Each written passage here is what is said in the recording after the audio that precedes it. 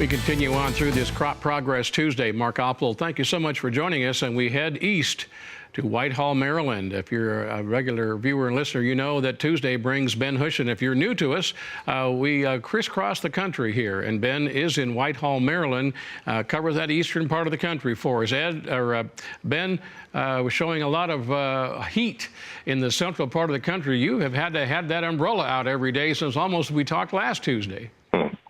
Good morning, Mark. Yes, actually, Mark, we've set a record for this spring. We had 4 days of continuous sunshine last week. Sun come out Wednesday afternoon and really didn't go in again until Sunday afternoon. And, of course, then the showers moved back in, and a lot of hay was done. There was no humidity. It was just perfect spring weather. A lot of hay was cut and baled, and the problem is, as I mentioned, only 4 days of sun, so we continue to have struggles with corn getting out of the ground, slugs.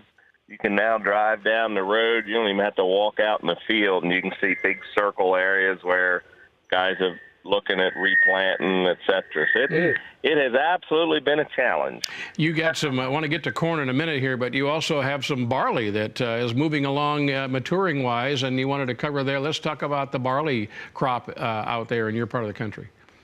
Well, I got word this morning from Nagel's Crop Insurance down in Y Mills, Maryland, which is south and east of us on the Maryland Eastern Shore, that the barley harvest has begun down that area, and they're seeing head scab in it, some disease, which we shouldn't be surprised with all the clouds we've had. Yeah. The pictures that I show is barley up here. We were about 2 weeks behind heading on barley, so I would assume in about 2 weeks, some of that barley you're seeing will be begin to be harvested. How about that?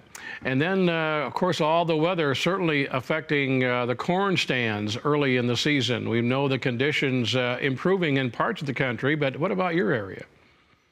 Well, Mark, I don't like to whine, but the list, if you were a whiner, this would be a year in our community. Everything, we're weeks behind. That's a typical field of corn that some of those fields, and that is this time last year, they would have all been above your knee. Slugs are hard on them. Soybeans. We did an estimate last night. We don't think more than 20% of the soybeans are planted in our community. It's time. You know, normally by this time we'd be wide open. We'd split apply almost all of our nitrogen up here, and none of that has begun to happen, or very little of it has started to happen. So it's been a real challenge for farmers this year. Now, as an agronomist here, they still, with that being said, there's still time to get those applications and get the crop in the ground, Ben, at now the first week of June? Well, there is. You know, you look at history, and at some point, the end of May, you start losing a bushel a day. Some will say as early as the 20th of May, any corn planted. After that, you start losing a bushel a day. But you really, in many cases, they're already committed. They've got all their corn herbicides down and half their nitrogen down. So they're pretty much going to have about the 20th of June, 25th of June, you got to think serious about switching to beans. Very good. Ben, thanks for the pictures there that regardless of the conditions here, it helps us get a good look at what's going on in your area, barley and the early corn crop. And we look forward to an update here in 7 days. All right, Mark. Well, remember, farmers are the eternal optimists, so they'll make it through, and hope the viewers and listeners have a safe week. As always, Ben Hushon, thank you very much. From the mill. Again, he's with us every Tuesday at this time, and will be next Tuesday as well.